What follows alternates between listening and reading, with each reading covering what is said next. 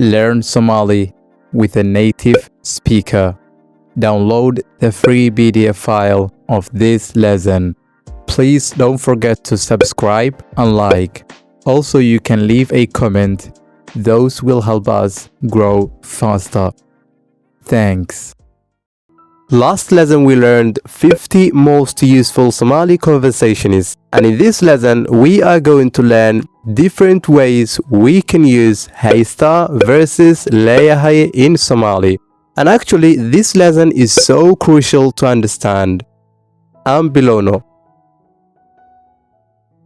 In Somali language we use Heystaa and Leeyahay to emphasize the verb have. So that's why many adults are doing so silly mistakes when they're speaking the language. We use Heystaa for things that we can have or catch on our hands. For example, a book, a pen, watch, laptop, money, and so on. Maybe you're gonna say, I have a laptop, so better and correct way to say is waxaan haystaa laptop, because of the laptop is a thing that we able to catch once in our hand, and so on. Same as the rest of things. For example, waxaan haystaa book, I have a book. Waxaan haystaa qalin, I have a pen. Waxaan haystaa saacad, I have a watch. Waxaan haystaa lacag, I have money. Even though money is optional and we can use both, also waxaan leeyahay lacag is correct. But that's when the money is digital and on banks, stuffs like that.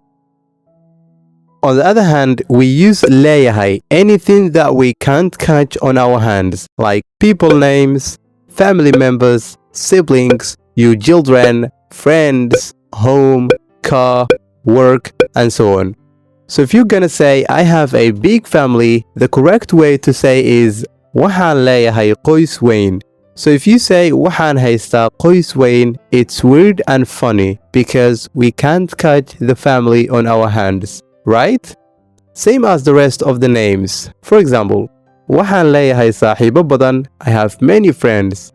Waxaan leeyahay guri weyn, I have a big house. Waxaan leeyahay aabbo wanaagsan, I have a good dad. Waxaan leeyahay shaqo, I have a work. But remember, always there is some exceptions.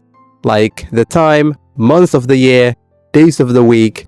The time is something that we can't see or catch and we have to use Heystaa. For example, waxaan haystaa hal saac si aan imtixaanka u dhammeeyo. I have 1 hour to complete the test. Waxaan haystaa 2 isbuuc oo fasax ah. I have 2 weeks break or holiday. So always think about you're using the right way, otherwise you're gonna see people are laughing and making fun of you Somali speaking. Like if you say, waxaan haystaa guri qurxan, haha, that's funny bro, you can't cut your entire home in your hands, can you? So better to say, waxaan leeyahay guri qurxon. I hope this lesson will help you Somali grammar and speaking as well.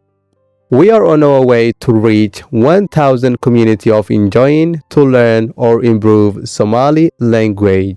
So help us like for YouTube algorithm and subscribe, turn on notifications so that you don't miss any Somali lessons on here.